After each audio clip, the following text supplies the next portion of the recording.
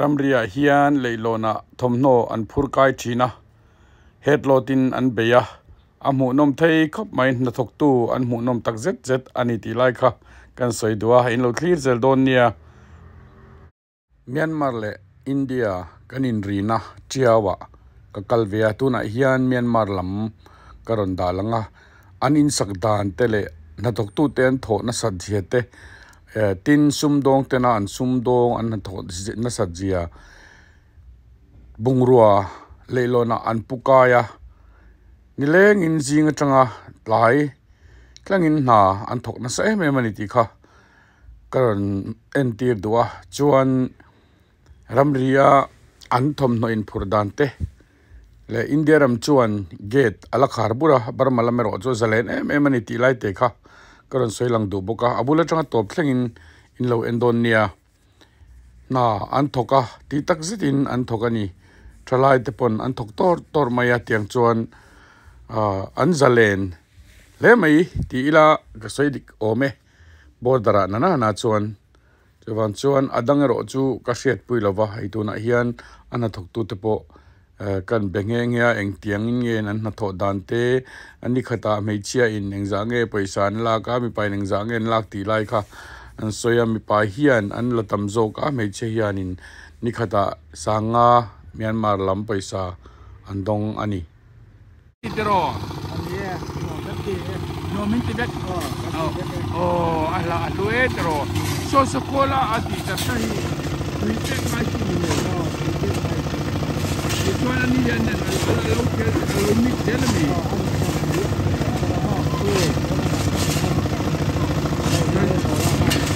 bulan mangkan ini rora lo pas tu nom leta kro tuan roran paskan muda mixerania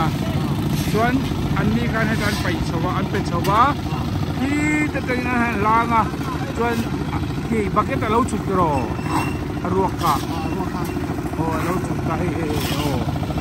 hela ya dikan ai pas hong je tinan mo lo kita long tu ko tuan thotan nin zo don mo kan local leng nak tu ka local kan tu mang cái ni tho hey ya mel hi thalo a thalu tu kai nula boy lo mo kan nula dan chai boyang ti lo ni mel tharau pui se sang se tra kan lom lut tu kan ya ole kan nu hian ngai sang ve bok che mo kan in mole ba don nia kan lo me ole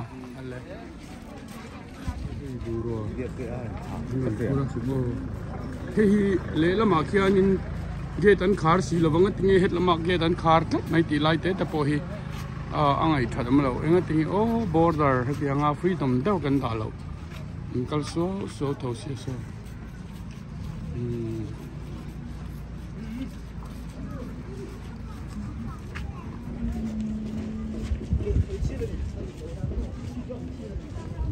ini beranda anu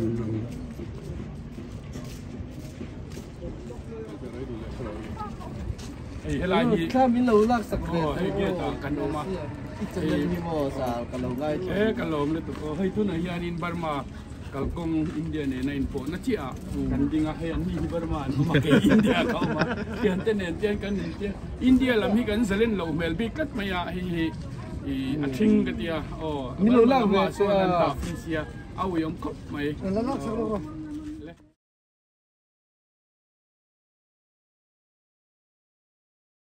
Simen slap an chung ani an mu nom cher khop mai heminia hian mi za chuang na kan thoke atia chutiang chuan an ha tho dan ania a thenin rora an lo cho tira tikhan rora khan pass chowa ain pass chonga ron the thlale tiang re reng chuan anin sakdan he nia abon khop mai an thok mep mai ni a mu nom thamani chawang chuan in mu ve chak kringa mu ve du kringa karon da ni heta an thalai te po tu te mai an tho za an nei lova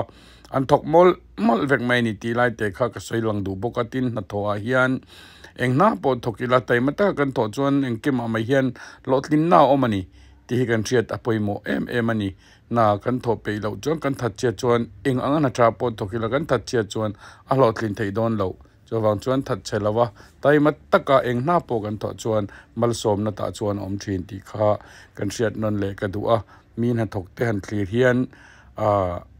an phur takin an thok ang hian an langa hei ro pui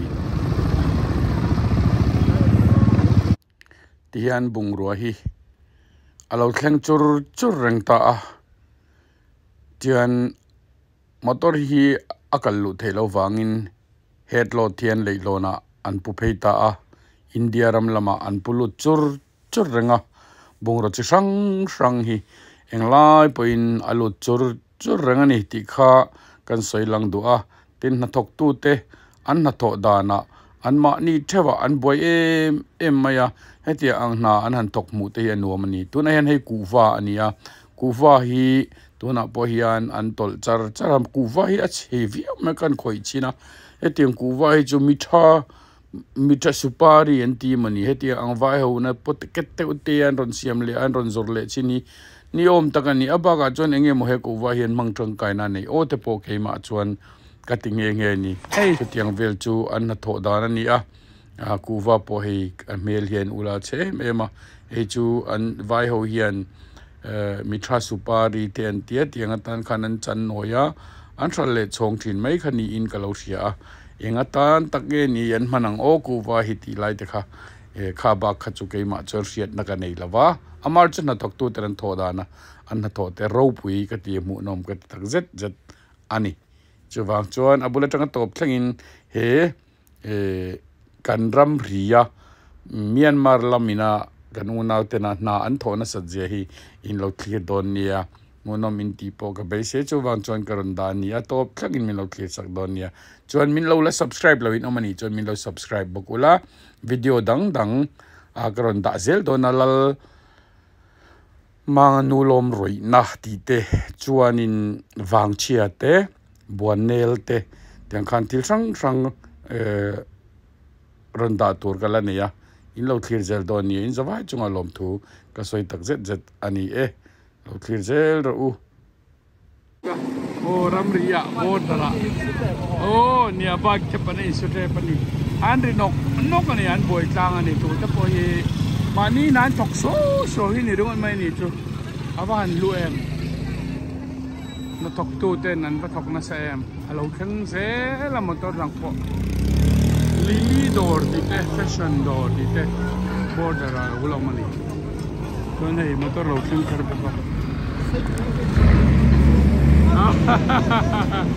u ba be pur or khang le ta tuna chuan eng kim mai hi fel fai ani het lami anuam to thom no sing ze ran tuna point an la be me ta kan la pur thalu program de ka chun hello me pulu var aya chun mo kan mo thi kan thiat vai le mani chun ti ne la na to tu tam tak anoma anin pek na te ro pi sia te kan chia thangai ni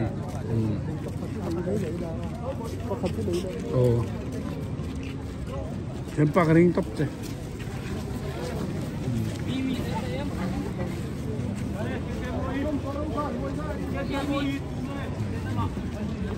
anto insa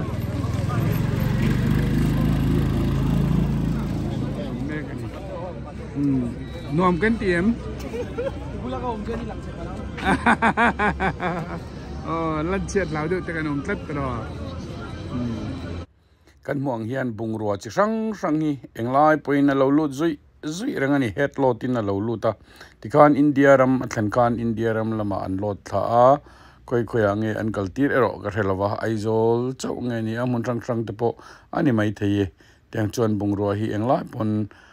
India ram lama alu ta ni kan soitong kan barmalam chu gate thi ti hian free takin open ania amar chu India china che son gate kha an khar tatlata India lam gate te po hi hong ta ni sela in kal thel so mai te kha hanita sela amu nom don mangi ti lai te ka garil ru oma chung te wang chuan zalen na hi awa nom te lul em ti lai kha ka ngai to na lo thleng ani innung ami khen en te wan pek thiam zia ki unloading an noya mi ki motor noya content da thiam an ban thiam ta ken yan pur dela India ram lama an lo pur tlang thing ani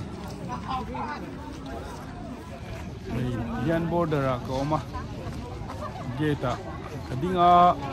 azalen ani barma ram lam hi azalen top ani India ram no chuan getan kha oi ko tiam to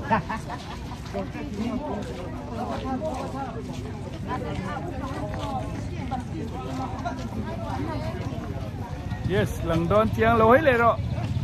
yes tuna kan muang hian leilon to pa Myanmar lama hian mi puilam sipai anam ve thunga azalenin anuam em ani tin sumdong tu te po in zalen takin sumdon na an beizel ani ti lai kha agan soilang du boka mu anuam hle ni ale lama chuan helaya ramria zalen taka bungrua te sumdon te kaltlon lai hian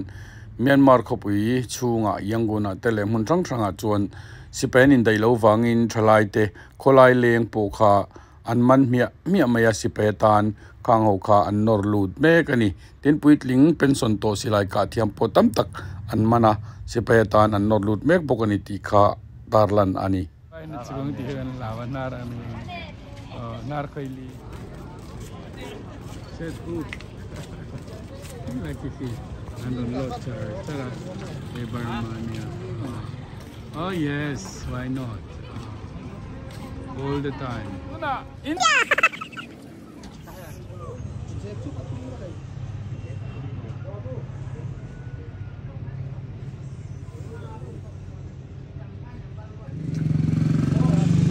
India ram betung ani kontek sikal ko zau katar halo inti sapa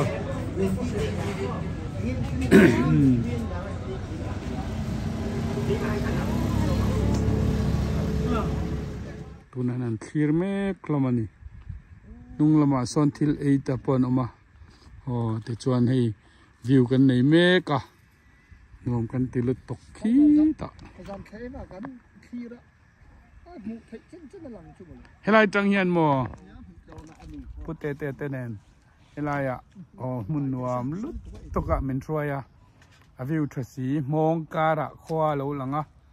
chuan ri lui an lo tiau lui alo lang boka hu leilet kan hu veka leilet moi tak mai ten langa karon selfie ni hi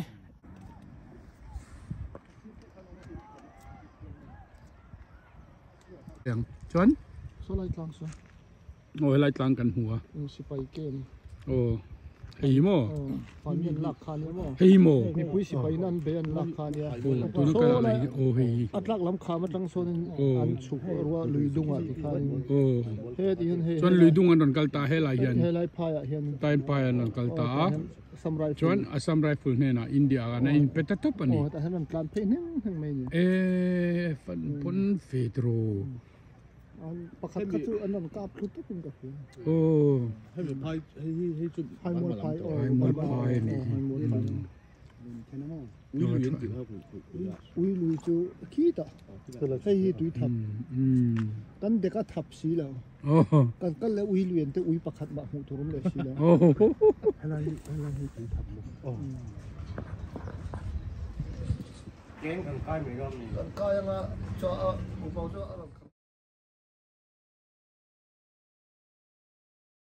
so lai so kan kal don tuna hian kal kanin pe to a hei tuna zana tui takin kan mu a min lo mi khwala chuan hei jing alo ni a chua le alo hun le tare maya thian tha te englai pon om khom thei alo ni lova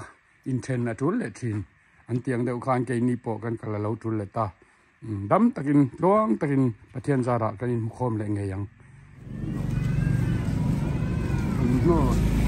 anh là sao chuyện đấy mày rồi còn thân nó khi anh do lụt tụt đất mỏ con thầy chuyện mồ nó là bỏ lòng khơi mồ thế nhỉ số số vô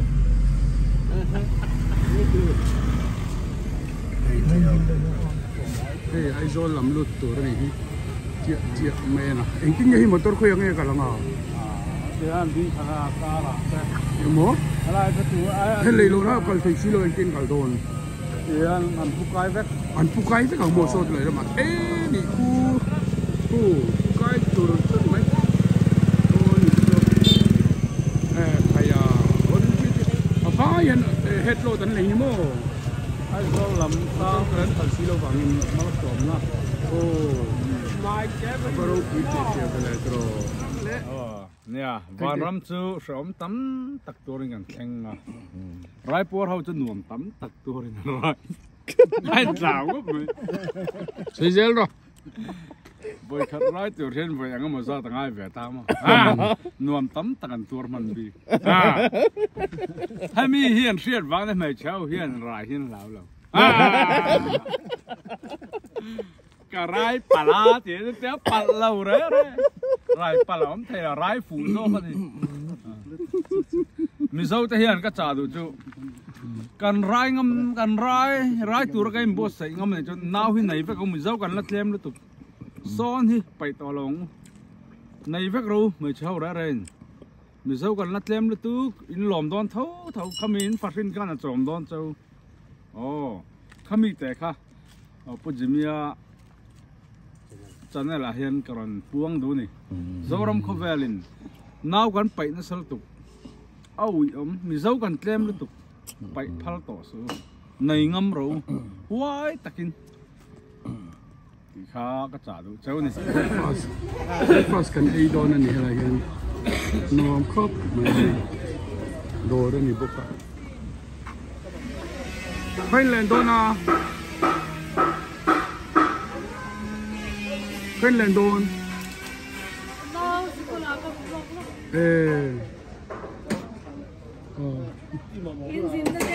nuông lứt tục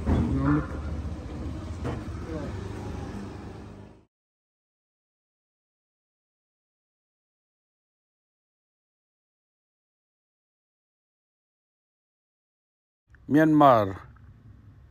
le India in Ramrina karon local te karon da thei chu khatiang zong kha lo ni le ta hemi ka jin theina ta na min boi pui tu pusi bi thangbuta le bi te te anchunga kalom tak zeta tin kami khwal na te min lo mi khwal tu te min lo enkol tu te hin zawai chunga lom thu ka soi tak zeta ale tam takin lalpan malsom chewro se ti kha ka tong trai na ani e tin min lo clear tu te min lo subscribe tu te le min like saka min lo comment saktin tu te in zawai chunga lom thu ka soi tak zet video dang alo kal le don min lo clear sak le vek don nia tu na tan chuan in zawai chunga lom thu ka soya lalpan malsom vek chewro se next video kan le vek don nia bye bye vek wele next video local le tur hi til rang ani dona bonel wangchia lalmang anulom roina ri deal ti te khan a rang khan ka siama chung ta chin lo thir vek don nia lalpan malsom vek chero se bye bye vek wele